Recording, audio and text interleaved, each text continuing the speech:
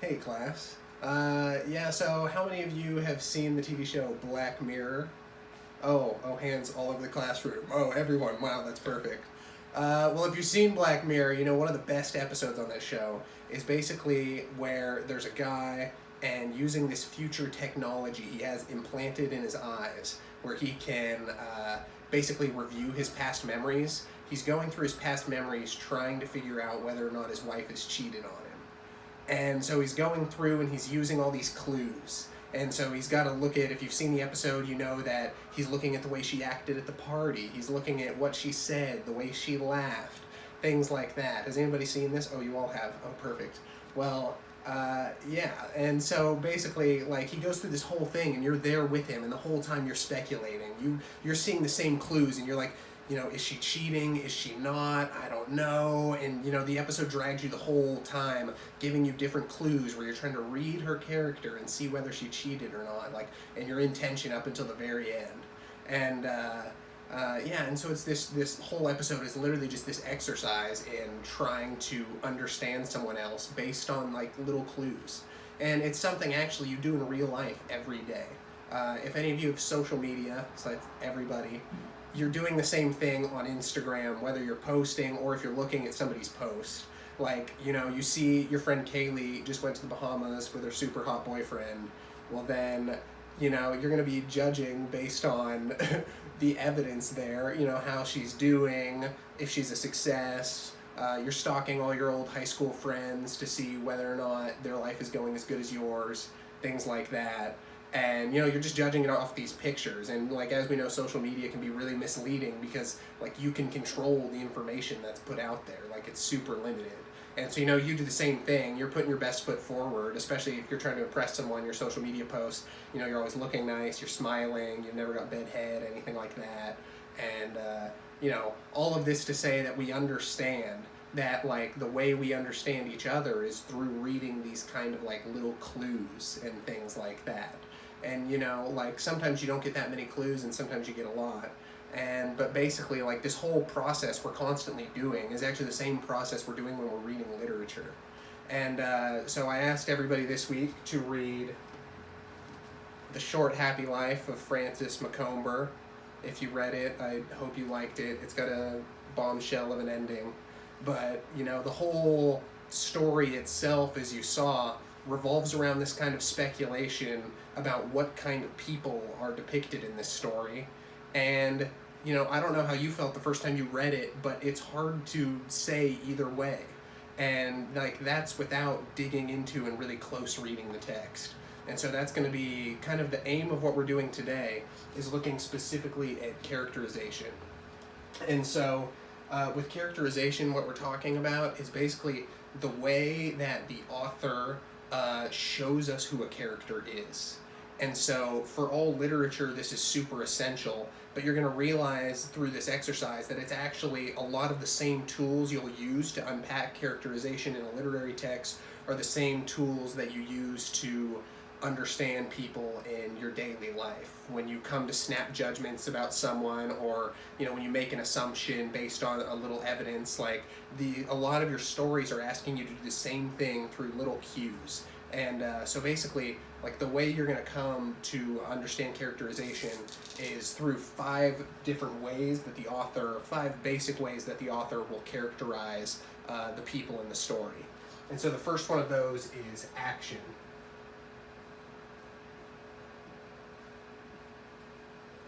And so with action, what we're talking about is basically what the characters do. And so the story is going to tell us that, Francis shot at the boar, or Francis ran from the lion.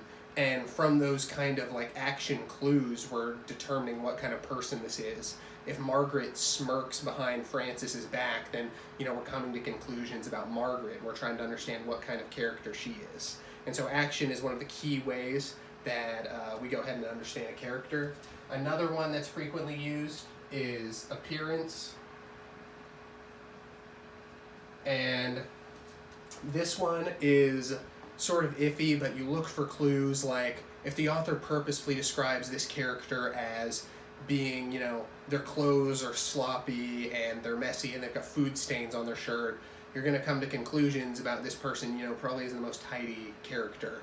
And that might factor into your interpretation of the person or things like that.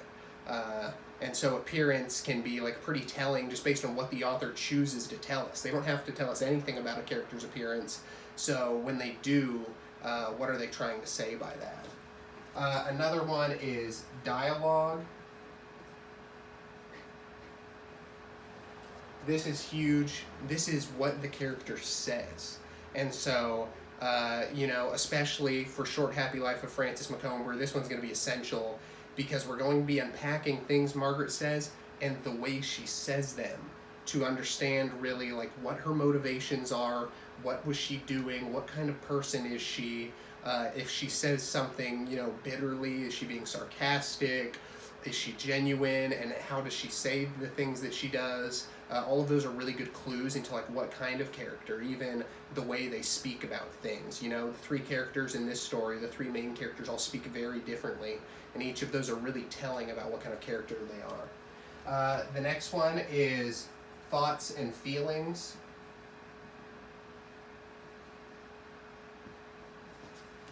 And this one, depending on who the author is, sometimes you have to infer. And so Hemingway doesn't give us much in the way of thoughts and feelings.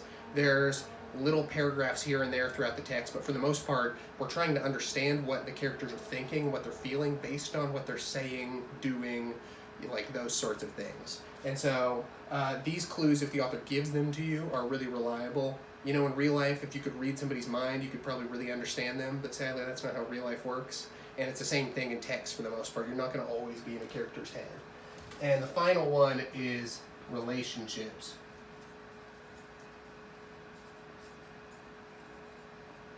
And so in this story, we see specifically when we're trying to understand the relationship between Frances and Margaret, we're looking also at Margaret's relationship with Robert Wilson. And that's a huge thing in this text is, what's the nature of their engagement? How does that play into Margaret's relationship with her husband?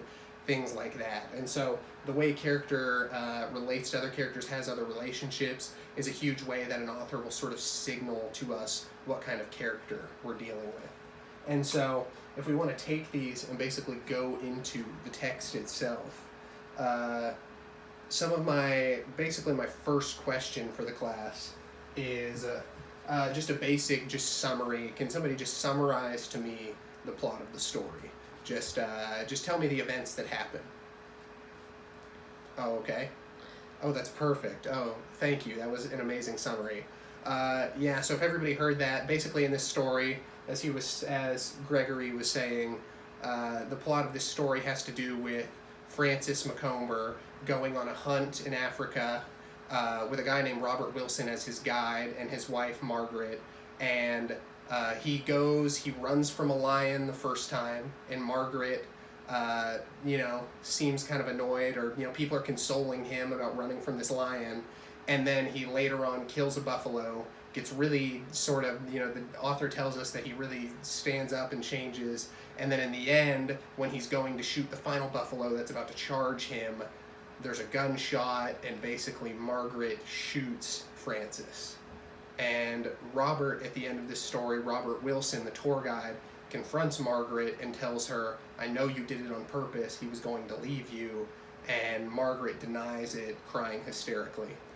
And so that's basically a basic plot summary of this story. Moving on to second question, we're going to look specifically based on that sort of plot summary at the character of Margaret.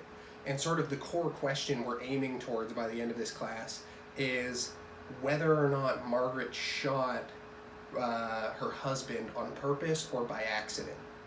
And if you look in the text, it won't tell you explicitly, and so we're going to have to look at these sorts of clues, these 5 different clues, and draw our evidence from that to sort of understand who Margaret is and what she was up to. And so if I could see just like an initial hand raise, who thinks Margaret shot her husband on purpose? Just raise your hands. That's, exactly half of you. Oh, that's perfect. And then who thinks it was completely an accident? Everybody has to, yep, half. That's amazing. Okay, 50-50. So this is going to be fun. So basically, since the class is half and half, and you guys already have your sides, I want each of you, I'm going to split you right there down the middle, and I'm going to have each side basically come up with evidence from the text for why they believe that Margaret did or didn't shoot her husband on purpose.